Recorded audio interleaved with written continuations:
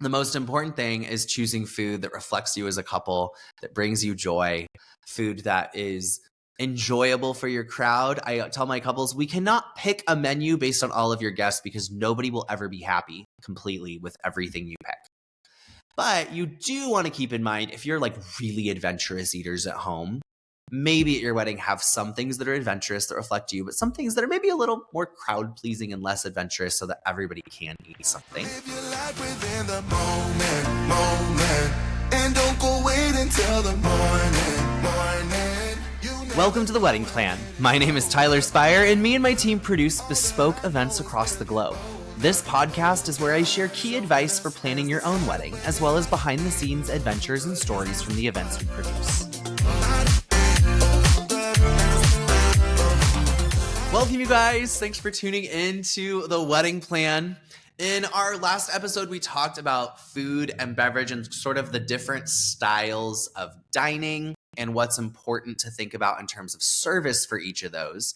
And now in this episode, we're going to talk a little bit more about kind of the things that surround a dinner service.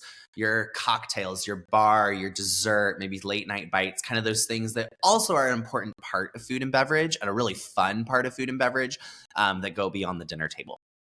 So first of all, let's start by talking about the bar, because I think the bar is important. When you're thinking about the kind of bar service you would like to have at your wedding, again, we usually see three different kind of ways to think about your bar. One is a full open bar. This is where you have all the different kinds of alcohol, you have all the different kinds of cocktails, mixers, things. As if you were at a restaurant or somewhere else, you can go up to the bar and basically get what you want.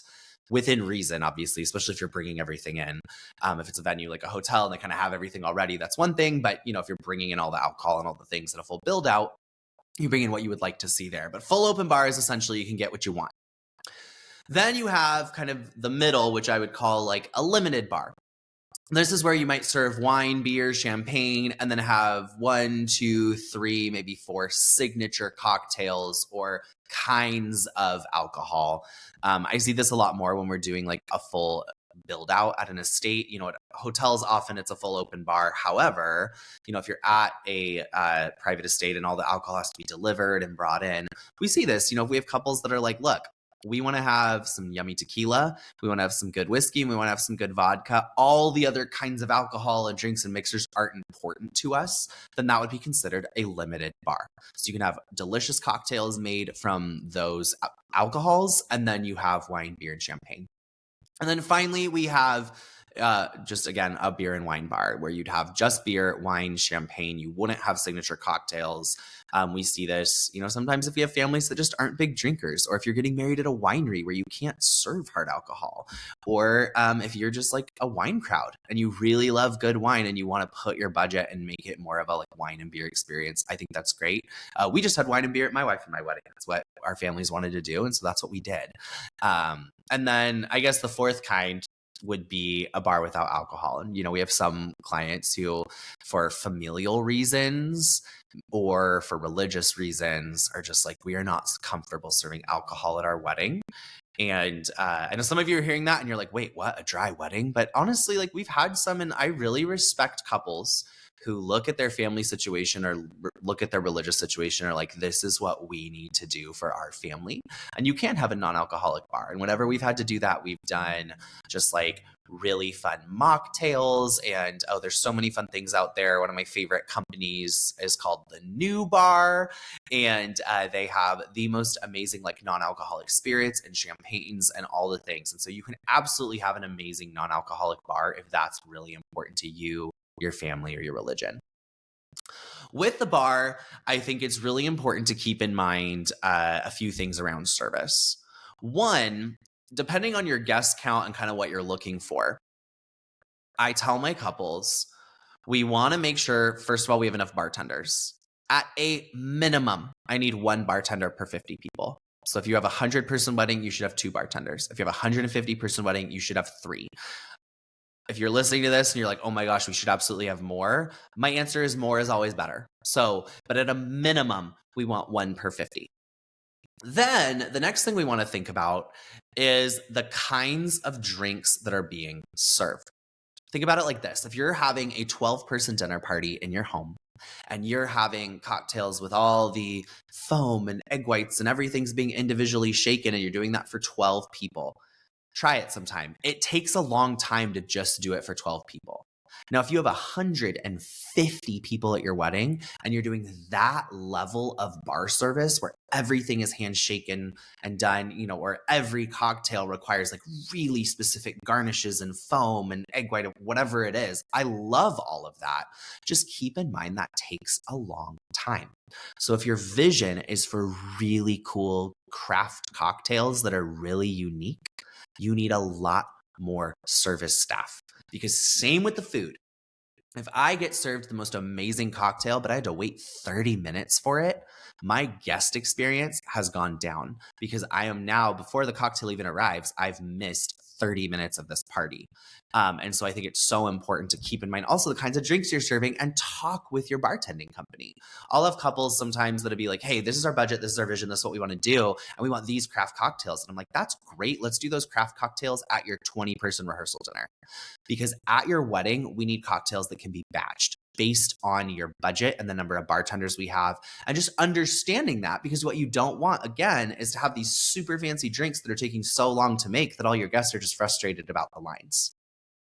3, something to keep in mind kind of on budgeting and purchasing. And again, this is more if you have to buy your own alcohol. There are a lot of bartending companies that bring all the alcohol in, and, hotels, country clubs, places where you're choosing your bar package. In that case, it's easy, right? You read through the bar package and you say, okay, I want the premium bar. I want the middle bar. Oh, is it possible to sub this out? And you have that conversation. You choose what you have. You read what's there, and that's what you get. And if there's something that's not included on there that's important to you, maybe you want Negronis, so you need Campari, and that's not included in the bar package. Great. You ask the venue or bar company and say, what would it cost to add Campari? That's important to me. It's kind of more of a dynamic process. You're presented with a package, you pick what you want, you move forward and customizing where you want to go. Now, if you are getting married at a private estate or somewhere where everything has to be brought in, even the alcohol, you're still going to work with your bartending company to kind of get suggested quantities and purchasing and all of that. But you kind of have a lot more flexibility. Instead of being handed a list of here's what we have, you're able to kind of purchase whatever you want, which can be really fun to go really custom with your bar and choose the exact vodka, the exact tequila, every kind of wine, things like that. What we recommend, especially if it's a larger wedding, is choosing one of each kind of alcohol, one vodka, one tequila, one whiskey, one whatever it is.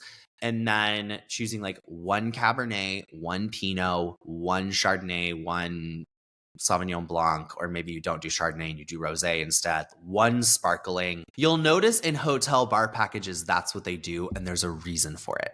You don't want your guests to get decision paralysis at the bar, being like, well, do you want the Grey Goose or the Belvedere?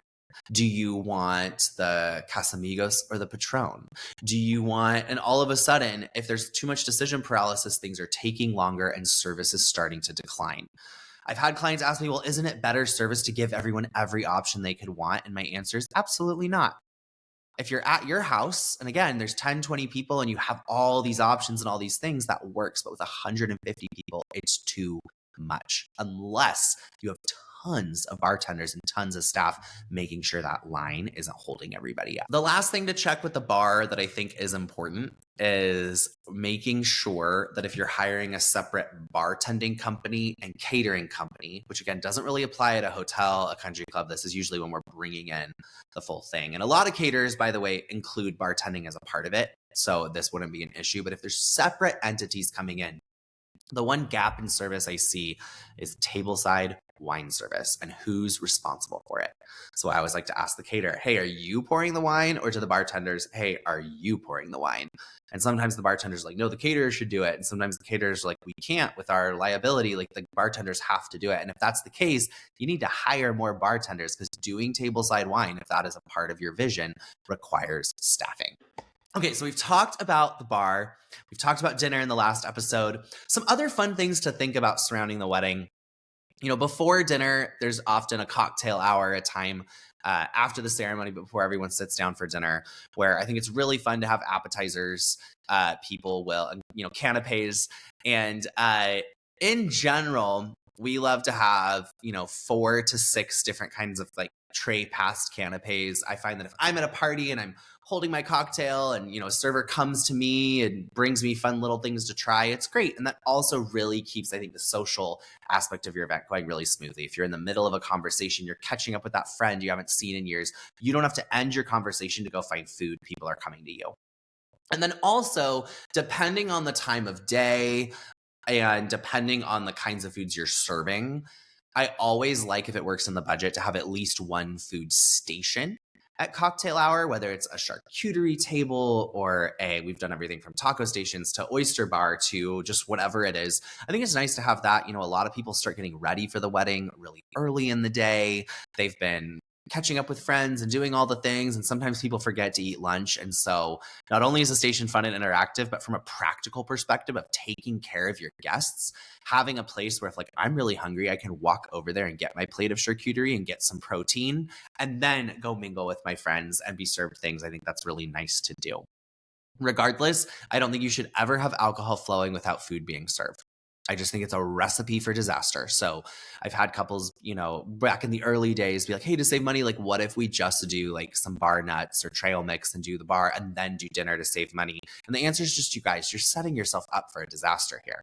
We don't want to be getting everyone alcohol and everyone's hungry and everyone's in the sun and whatever it is. And then by the time we get to dinner, we're not even enjoying it and the party's going downhill.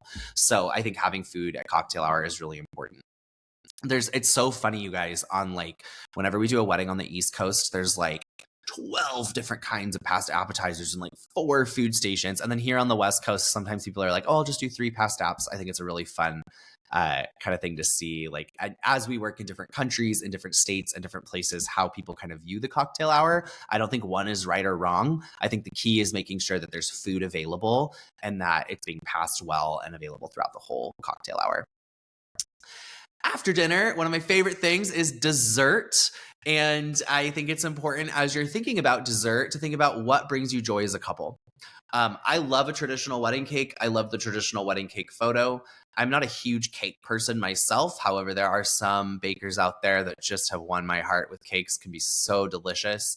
But I think it's also fun to think about alternatives, right? And if you're a big sugar crowd, if you love good desserts, I love little dessert stations. I love creative dessert stations, churros or ice cream trucks or whatever it is. I think dessert's a place to be really creative. And often we'll work with our partners to say, look, we probably don't need, if you're doing more than one dessert option, if your creative partner will do it, if your hotel, your caterer will do it, often we don't need the full guest count of it. So if you have a 200-person wedding and you have a cake, usually we say get 150 servings of cake and maybe do 100 servings at the other dessert bar, just because not everyone has dessert. Keeping in mind, if you give them a lesser number and you run out, you can't be mad at the hotel for running out. But 9 out of 10 times, we would say that you can give that lesser number because not everyone loves dessert. And then lastly, as we're talking about food and beverage, I want to talk about the late night. This is one of those things that's truly extra. It is, if you don't have late night food at your wedding, your guests won't walk away being like, wait, where was the late night food? But I do find that as a planner, I love when guests are surprised and delighted. Those are the moments where they're like, wow. And they don't forget those. So whether it's they come around the bend and they see the gorgeous florals for the ceremony and they go, wow, and have that wow moment, whether it's coming into the dinner space and seeing just all the candles lit and everything and going, wow, or whether it's really unique dinner food being served and they're like, this is amazing. Anytime we make the guests feel surprised and delighted is so fun. So I always love that, 11 o'clock's coming around, or if you're getting married outside in California, that sound curfew's 10. So 9 o'clock's coming around, whatever it is, or maybe it's the end of the wedding and all of a sudden trays of French fries come out or sliders or something that for you as a couple brings you joy. I think that giving a little bit of fun, I don't want to say greasy food because I don't think it needs to be greasy, but just that fun food. Think about when you were younger and you'd go out and have fun time at the end of the night. You go by the drive-thru and get something yummy, right? And I think it's nostalgic. I think it's fun. I think it surprises and delights your guests. One of my favorite things to bring in is big slices of pizza at the end of the night. And again, not everyone needs it and not everyone will even enjoy it, but just that fun element coming in at the end of the night, I think is so memorable, especially if your wedding is going till midnight or till 1 in the morning or things like that. I think it's important to have, again, some sort of food available paired with alcohol. So this was my general advice surrounding food and beverage. Again, last episode talking about different styles for dinner and the different kinds of service things that are important. And then in this episode, talking a little bit more about bar, cocktail hour, post-dinner food. I think at the end of the day, the most important thing is choosing food that reflects you as a couple, that brings you joy, food that is enjoyable for your crowd. I tell my couples, we cannot pick a menu based on all of your guests because nobody will ever be happy completely with everything you pick. But you do want to keep in mind, if you're like really adventurous eaters at home, maybe at your wedding have some things that are adventurous that reflect you, but some things that are maybe a little more crowd pleasing and less adventurous so that everybody can eat something. And then I think it's important to make sure that your service is top notch. If you're trying to save money here, if you're on a budget and you're doing a buffet, it doesn't mean you have to break the bank, but it does mean have the bodies there to be able to give the kind of service that will not slow things down. Because it's more expensive, in my opinion, to lose that hour of dancing and all that time. If you think about all the money you put into your wedding and you divide it by the 6 hours of the party, right? Think about how much each hour is costing you. And then if your service isn't good, think about that differential there and what you're losing because of the delays at dinner.